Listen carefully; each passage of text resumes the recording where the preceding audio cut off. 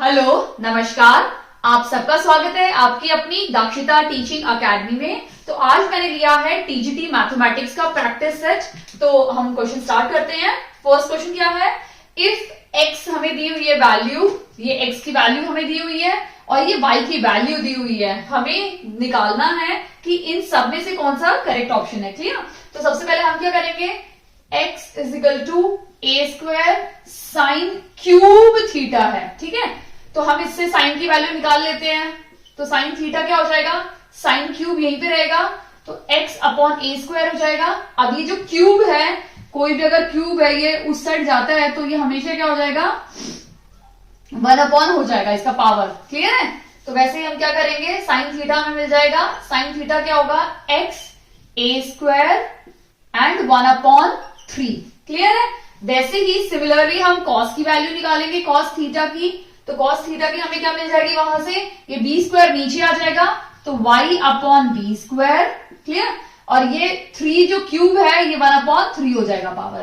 तो हमें साइन की वैल्यू मिल गई, कॉस की वैल्यू मिल गई। अब हमें बहुत अच्छे से पता है एक फॉर्मूला है ट्रिग्नोमेट्री का, वो है sign square theta plus cos square theta. क्या होता है? 1 होता है। उसी की वैल्यू हम पुट कर देंगे यहाँ पे। तो x ए स्क्वायर 1 अपॉन 3 और ऑलरेडी 2 है तो उसको मैं यहां लिख देती हूं, प्लस कॉस की वैल्यू पुट कर रही थी मुझे। कॉस की वैल्यू क्या है? y upon B square. ये 1 अपॉन 3 है और ऊपर स्क्वायर भी है तो मैं यहां पे ऊपर स्क्वायर लिख देती हूँ इजिकल टू 1। क्लियर है? यानी ये किससे मिल रहा है हमारा? ये मिल रहा है हमारा ऑप्शन नंबर डी से मिल रहा है। यानी इसका जो राइट आंसर है वो क्या है हमारा? Option number D. क्लियर है? तो इस तरह से आप इस वैल्यू को सॉल्व कर सकते हैं, क्योंकि हमें ये आइडेंटिटीज पता है। आपको आइडेंटिटीज याद होनी चाहिए। Sine square plus cos square is equal to 1, 1 plus tan square theta होता है सेक स्क्वायर थीटा, और 1 प्लस कॉट स्क्वायर थीटा होता है कोसेक स्क्वायर थीटा। ये आपको फॉर्मूले याद होने चाहिए ताकि हम इन क्वेश्चंस में यूज कर सकते हैं ट्रिग्नोमेट्री की आइडेंटिटीज। ओके, अभी हम सेकंड क्वेश्चन देखते हैं। तो मैंने ये सारे मिक्स क्वेश्चंस लेके रखे हैं। क्वेश्चन नंबर 2 है find the curved surface area of hemisphere. तो हेमिस्फेयर सबको पता है, हेमिस्फेयर कैसा होता है? स्फेयर का आधा हिस्सा हेमिस्फेयर होता है। तो इसकी वॉल्यूम क्या होती है? 2 अपॉन 3 पाई आर क्यूब इसकी वॉल्यूम होती है। फिर इसकी कर्व्ड सरफेस एरिया क्या होता है हेमिस्फेयर का, जो हमें निकालना है इस क्वेश्चन में, वो है 2 पाई आर स्क्वायर। और टोटल सरफेस एरिया हेमिस्फेयर का होता है 3 पाई आर स्क्वायर। तो जो भी फॉर्मूले हेमिस्फेयर से रिलेटेड है मैंने सारे ऊपर लिख दिए हैं। क्लियर? क्योंकि आपको याद होने चाहिए, तभी आप इस क्वेश्चन को सॉल्व कर सकते हो। क्लियर? हमें किसका दिया हुआ है? टोटल सरफेस एरिया दिया हुआ है, यानी ये वैल्यू हमें दी हुई है 1848। क्या दी हुई है? 3 पाई आर स्क्वायर। ठीक है, हम आर स्क्वायर को यहां ले लेते हैं और इसको सॉल्व करते हैं। तो 1848 डिवाइड बाई 3 इंटू पाई की वैल्यू पुट कर दे रही हूं मैं 22 अपॉन 7। ठीक है, कैंसिल करते हैं। 2 11 जा, 2 9 जा 18, 2 2 जा 4 और 2 4 जा 4 आएगा यहाँ पे,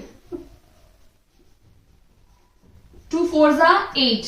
क्लियर है? अब 8 3 से करते, 3 1 जा 3, 3 3 जा 9 0 और 3 8 जा 24, 11 1 जा 11, 11 2 जा 22 और 8 आ जाएगा, 11 8 जा 88। तो हमारे पास आर स्क्वायर क्या बचा?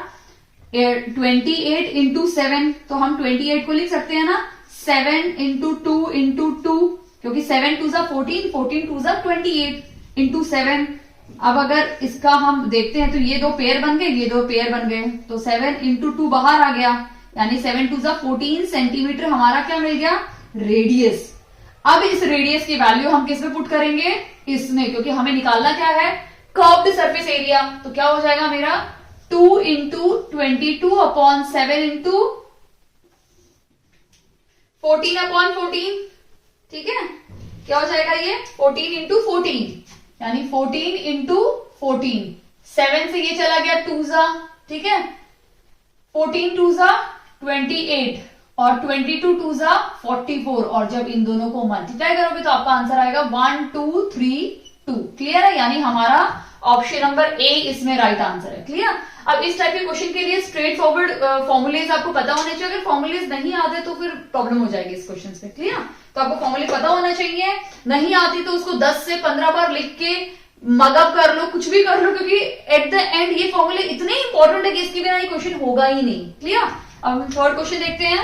नंबर 3 हम देखते हैं ABCD is a cyclic quadrilateral. मैंने इससे पहले भी आपको समझाया कि साइक्लिक क्वाड्रिलेटरल क्या होता है। एक सर्कल के अंदर जब आप कोई भी क्वाड्रिलेटरल बनाते हो, उसके जब सारे के सारे वर्टेक्स सर्कल को टच करते हैं उसको हम साइक्लिक क्वाड्रिलेटरल बोलते हैं, और इसका जो सम होता है वो कितना होता है 360 डिग्री। क्लियर। अब यहां पे बोला है कि diagonal BD and AC intersect each other at E। Clear. तो ये A है, ये B है, ये C है और ये D है। क्लियर। अब डायगोनल BD और AC E पॉइंट पे इंटरसेक्ट कर रहे हैं। किस पॉइंट पे? E पॉइंट पे। क्लियर। इफ BEC, यहां पे एंगल दिया हुआ है BEC 138 डिग्री, तो BEC ये वाला एंगल कितना है हमारा 138 डिग्री है। एंड BED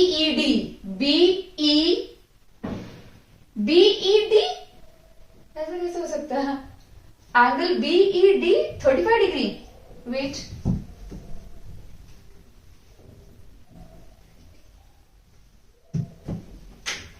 सॉरी, ये ECD है, ये है ECD, सॉरी। तो एंगल ECD यानी ये वाला जो एंगल है ये हमारा क्या है 35 डिग्री है। क्लियर है।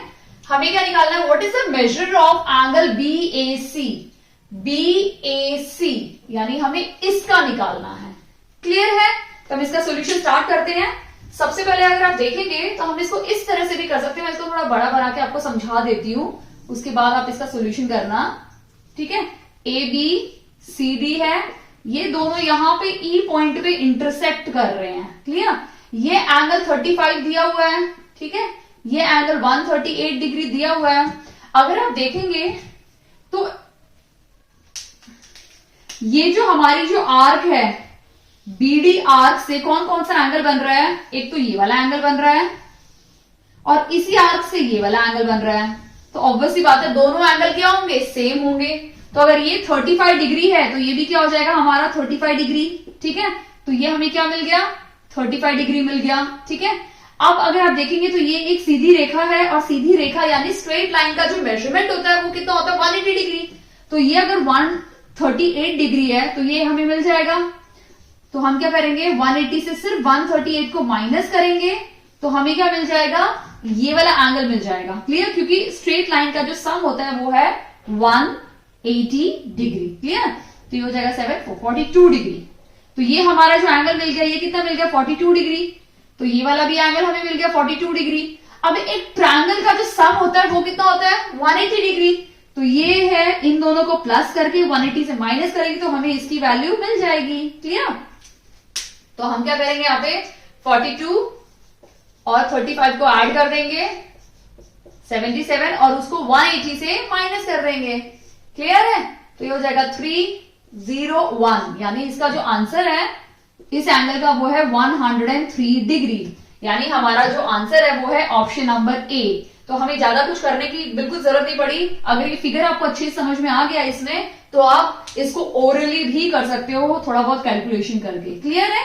आई होप आपको अच्छे समझ में आ गया है। अब हम स्टार्ट करते हैं क्वेश्चन 4 भी ट्रिग्नोमेट्री से या कि इसकी वैल्यू हमें दी हुई है tan theta minus cot theta, हमें इसकी वैल्यू निकालनी है। ठीक है। तो हम कौन सा फॉर्मूला अप्लाई करेंगे? a cube minus B cube का फॉर्मूला अप्लाई करेंगे। वो फॉर्मूला क्या होगा? a minus B whole cube plus 3ab और अंदर ब्रैकेट में होगा a माइनस बी। क्लियर है। ये वाला फॉर्मूला अप्लाई करेंगे जिसमें हमारा जो a है वो क्या है tan थीटा और b है वो हमारा क्या है कॉट थीटा। क्लियर है। अब हम अप्लाई कर देते हैं tan theta minus cot theta whole cube plus 3। अब tan theta cot theta. Clear. और ब्रैकेट आ जाएगा tan theta minus cot theta. अब tan theta minus cot theta की जो वैल्यू हमें दी हुई है 7, तो इसकी पूरी की वैल्यू क्या हो जाएगी 7 होल क्यूब प्लस साइन को हम कैसे लिख सकते हैं, सॉरी tan को हम कैसे लिख सकते हैं sine theta upon cos theta. और cos थीटा को सॉरी cot को हम कैसे लिख सकते हैं, cos theta upon sin theta, और ये एक दूसरे को क्या करेंगे, कैंसिल कर देंगे, क्योंकि tan और cot एक दूसरे का रेसिप्रोकल है। अदरवाइज आप इसको भी लिख सकते थे 1/tan थीटा, तो ये भी कैंसिल हो जाता। ऐसे नहीं भी लिखते तो भी चलता, ये लिखते तो भी कैंसिल हो जाता। तो 3 आ जाएगा और ये फिर से हमारा क्या आ जाएगा 7। क्लियर है। अब हमें 7 का क्यूब करना है, दैट इज 3 4 3 प्लस 7 3 जा 21, तो ये हो जाएगा 4 6 एंड 3, यानी इसका जो राइट आंसर है वो क्या है 364। हमारा ऑप्शन नंबर डी इसमें राइट आंसर है। क्लियर है। तो इस तरह से क्वेश्चन प्लस में भी आ सकता है, माइनस में भी आ सकता है, तो उसके लिए हमें क्या करना है, यहाँ पे एल्जेब्रिक आइडेंटिटी यूज करनी है। क्लियर। अब हम नेक्स्ट क्वेश्चन देखते हैं। 5 हम देखते हैं। इन अ ट्रेपेजियम, एक ट्रेपेजियम है PQRS, ठीक है, तो हम एक ट्रेपेजियम बना देते हैं PQRS। Clear. And PQ is parallel to SR, ये जो PQ लाइन है ये SR से पैरेलल है, एंड डायगोनल PR, तो diagonal PR and SQ intersect at point O। Clear. ये O पॉइंट पे इंटरसेक्ट कर रहे हैं। हमें वैल्यूज दी हुई है, PQ की वैल्यू दी हुई है 4 सेंटीमीटर, ये हमारा 4 सेंटीमीटर है, जो कि दिखने में ये बड़ा लग रहा है। ओके। और SR 10 सेंटीमीटर, ये थोड़ा बनाने में ही हो गया, ये नीचे आना था, ये वैल्यूज ऐसे ऊपर चली जानी थी। Clear. Then what is the area, हमें यहां पे क्या निकालना है, POQ, ये वाला एरिया और SOR ऊपर वाले एरिया का रेशियो निकालना है। क्लियर। तो सबसे पहले क्या करेंगे, हम रेशियो कब निकाल सकते हैं, अगर आपको याद हो, इससे पहले मैंने एक वीडियो बनाई है ट्रायंगल्स पे, उसमें मैंने आपको एक्सप्लेन किया है सिमिलैरिटी या सिमिलर ट्रायंगल्स। तो अगर हम देखेंगे इन दोनों ट्रायंगल्स को, सबसे पहले तो हम सिमिलर प्रूफ कर सकते हैं। अगर आप देखोगे तो ये वाला जो है, ये दोनों पैरेलल साइड है, ये ट्रांसवर्सल है, तो ये और ये एंगल दोनों इक्वल है। वैसे ही ये और ये एंगल इक्वल है, और ये दोनों एंगल भी इक्वल है, वर्टिकल अपोजिट एंगल, और ये वाला एंगल है ऑल्टरनेट इंटीरियर एंगल से। ये दोनों ट्रायंगल क्या हो गए, सिमिलर प्रूव हो गए। सिमिलर प्रूव होने के बाद की जो प्रॉपर्टी है वो है कि area of POQ upon area of SOR क्या है, साइड के स्क्वायर के इक्वल है। ये PQ दी हुई है, तो PQ square upon SR square. Clear है। हमें रेशियो ये निकाला था ना। हाँ, तो PQ की वैल्यू क्या दी हुई है हमें 4 स्क्वायर, SR की वैल्यू क्या दी हुई है 10 स्क्वायर, 4 4 16, 10 10 100। क्लियर।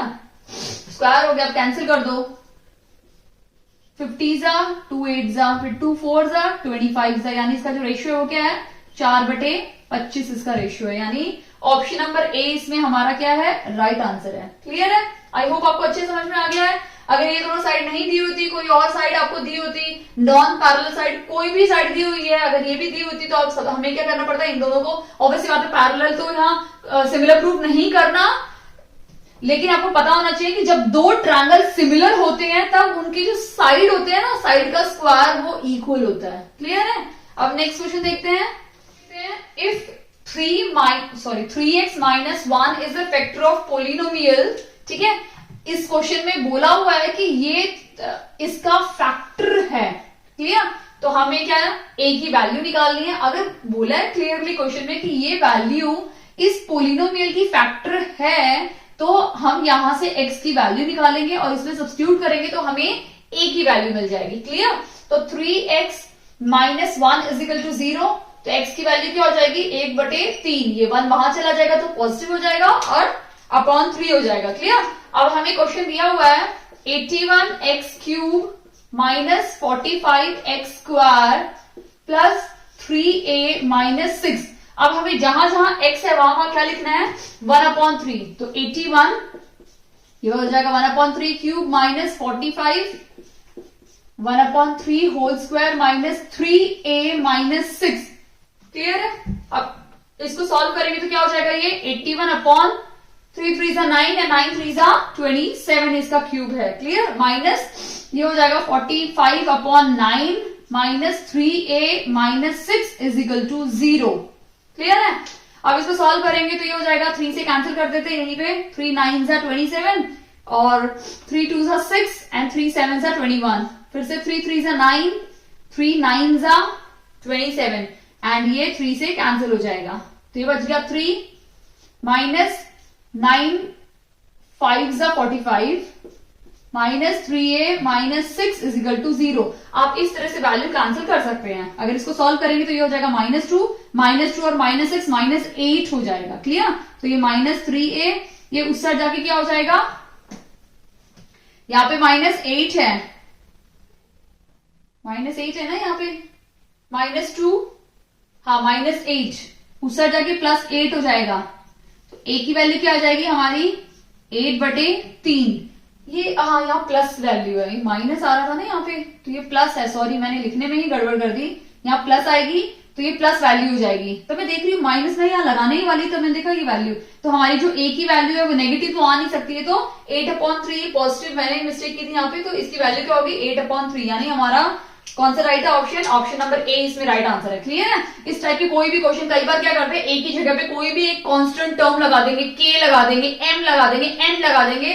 तो जब भी अगर कोई भी स्टेटमेंट बोली है कि ये इसका फैक्टर है, तो ऑब्वियस बात है जब भी हम यहाँ से कोई एक्स की वैल्यू निकालते हैं वो इसमें सब्स्टिट्यूट करेंगे तो हमें कोई भी एक अननोन टर्म मिल जाएगी। क्लियर है?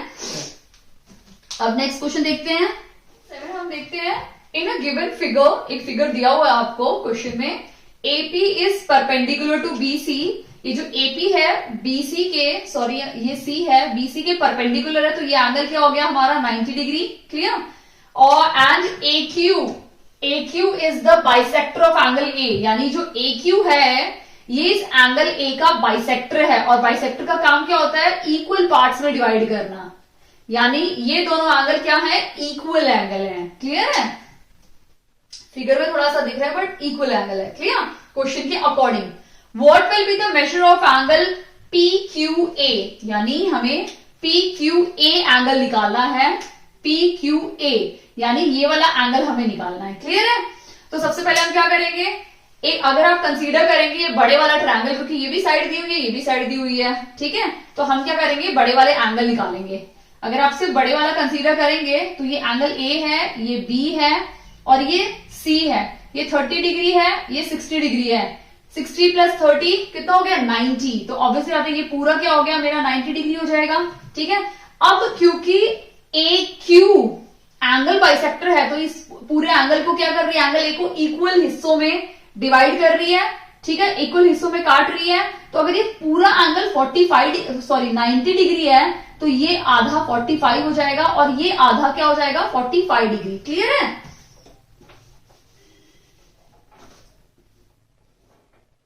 AQ है तो ये अगर पूरा 90 है तो ये 45 हो जाएगा और ये भी क्या हो जाएगा 45 डिग्री। क्लियर है ये? तो अब हमें क्या मिल गया है, ये वाला एंगल जो है ये 45 डिग्री मिल गया और ये पूरा एंगल 45 है। क्लियर?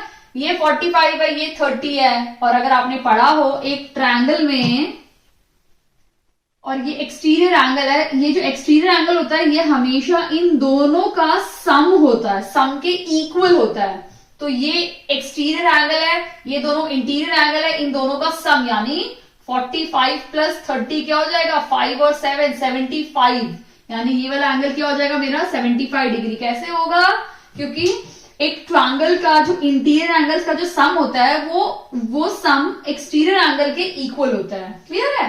तो ये हमारे यहाँ पे एक्सटीरियर एंगल, अदरवाइज 45 और 75 करके उसको 180 से माइनस करोगे तो ये मिल जाएगा, और फिर अगेन 180 से माइनस करोगे तो 75 मिलेगा आपको बाय लीनियर पेयर। आप वो भी कर सकते हैं। क्लियर? जो आपको कन्वीनियंट लगता है आप उसको कर सकते हैं, यानी हमारा जो यहाँ पे आंसर है वो क्या है, option number C 75 degree. Clear है? अब हम नेक्स्ट क्वेश्चन देखते हैं। हाँ, अगर आपको इन बिटवीन कोई भी डाउट आता है तो प्लीज मुझे कमेंट सेक्शन में कमेंट करके जरूर बताइए। ट्रिग्नोमेट्री से क्वेश्चन है, यहाँ पे दिया हुआ है A × B 1 है और A + B ये वैल्यू हमें दी हुई है, हमें A/B का रेशियो निकालना है। क्लियर? तो सबसे पहले हम स्टार्ट करते हैं। A + B कितना दिया हुआ है हमें, cosec theta and sec theta हमें गिवन है। ठीक है? तो हम इसको सॉल्व करते हैं। cosec को हम लिख सकते हैं 1/sin थीटा और ये हो जाएगा 1/cos थीटा। क्लियर? क्योंकि ये दोनों इसके रेसिप्रोकल होते हैं। ठीक है? अब ये ऊपर 1 है तो क्या मैं ये वाला फॉर्मूला यूज कर सकती हूँ? Sine square theta plus cos square theta is equal to 1, तो 1 की जगह पे आई विल राइट दिस वाला फॉर्मूला। क्लियर? तो मैं यहां लिख दूंगी साइन स्क्वायर थीटा, क्योंकि मुझे वैल्यू निकालनी है ए अपॉन बी की। Clear? Plus cos square theta upon sine theta, ये कॉस थीटा है, sorry this is cos theta, cos theta. Clear है? अब हम इसको कैसे सॉल्व करेंगे? इसको थोड़ा साइन स्क्वायर थीटा, मैं इसको खुद से लिख देती हूं, sign square theta upon sine theta cos theta plus cos square theta, नीचे आएगा sine theta cos theta. Clear? अब ये क्या हो गया, साइन और साइन कैंसिल हो गया, यहाँ पे कॉस और कॉस कैंसिल हो गया, तो साइन अपॉन कॉस क्या बन गया, tan theta plus cos upon sine क्या बन गया, कॉट थीटा। क्लियर? अब अगर आप देखेंगे इक्वल्स टू के इस साइड जो वैल्यू थी वो हमारी क्या थी, ए प्लस बी की वैल्यू थी। ठीक है? इसका मतलब ये है कि यहां इस रिलेशन से तो हमें कुछ भी वैल्यू नहीं मिलेगी। क्लियर? या फिर तो ए की वैल्यू टेन थीटा होगी, अगर ए 10 है तो बी कॉट थीटा होगी। क्लियर है? एक ये सिचुएशन हो सकती है। तो ए अपॉन बी का रेशियो क्या मिल जाएगा, अगर ए 10 थीटा है और बी कॉट थीटा है तो क्या ये ऑप्शन में है? ये तो ऑप्शन में बिल्कुल भी नहीं है, हमें थोड़ा सा और चेंज करना पड़ेगा। तो हम कॉट को लिख सकते हैं 1/10, तो ये हो जाएगा 1/10 थीटा, और ये दोनों जाके ऊपर क्या हो जाएंगे, 10 स्क्वायर थीटा बन जाएगा। यानी इसका मतलब हमारा जो ऑप्शन नंबर ए है वो है राइट आंसर है। क्लियर? बट यहां पे चांसेस ये भी हो सकता है कि हमारा ए कॉट थीटा हो और बी साइन 10 थीटा हो, क्योंकि क्वेश्चन में कुछ मेंशन नहीं किया, उस टाइम पे रेशियो क्या हो जाएगा वो भी चेक कर लेते हैं। तो ए हमारा कॉट थीटा है और बी 10 थीटा है। क्लियर? अब अगर इसको सॉल्व करेंगे तो क्या करेंगे, आप कॉट को 10 में कर दो तो ये 1/, हो जाएगा। ठीक है? वो भी कर सकते हैं। तो कॉट को मैं लिख देती हूँ 1/10, क्योंकि यहाँ पे 10 में ही वैल्यू है। ठीक है? अपॉन कुछ भी नहीं है, तो ये इंटू हो जाएंगे, ये इंटू हो जाएंगे, तो ये क्या आ जाएगा 1/10 स्क्वायर थीटा, जो इसमें फिर से ऑप्शन है ही नहीं। क्लियर? यानी अकॉर्डिंग टू दिस, क्योंकि हमारा आंसर मिल रहा है 10 थीटा हमारा क्या है, जो मैंने ब्लू मार्कर से यूज किया था नीचे वाला, वो हमारा करेक्ट है। क्लियर? यानी 10 हमारा क्या है, ए क्या है 10 थीटा और बी क्या है कॉट थीटा। क्लियर है? तो हमें ये वैल्यू मिल गई। तो हमने सेकंड भी चेक करके देखा, सेकंड सिमिलर नहीं आ रहा है। क्लियर? तो ये वाला हमारा राइट आंसर हो जाएगा। क्लियर? अगर आपको वीडियो अच्छी लगी हो या कोई भी डाउट हो तो प्लीज मुझे कमेंट सेक्शन में कमेंट करके बता सकते हैं। और अगर वीडियो अच्छी लगी हो तो प्लीज इस वीडियो को लाइक कीजिए, चैनल पे नए हैं तो प्लीज चैनल को सब्सक्राइब कीजिए। Thank you.